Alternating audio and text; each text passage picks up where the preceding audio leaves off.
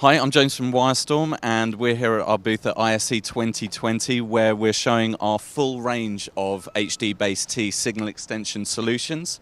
We've got everything from 35 meters to 150 meters of HDBaseT sharing over category cable, and also our 300 meter fiber solution for those systems where you just have to get that signal all the way around the building.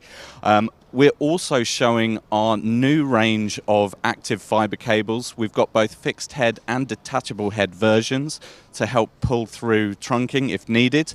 We've got solutions now from 2 meters right up to 50 meters. And this also showcases how Wyrestorm is thinking about the environment, and we're going single-use plastic free and trying to remove tons and tons of single-use plastics from our supply line. The new fiber cables, we've got both 18 gig and up to 48 gigabit versions of these. So we're ready for HDMI 2.1, HDCP 2.3, and many of our products across the line. And you can find out more information by coming to see us at ISE or check out wyrestorm.com.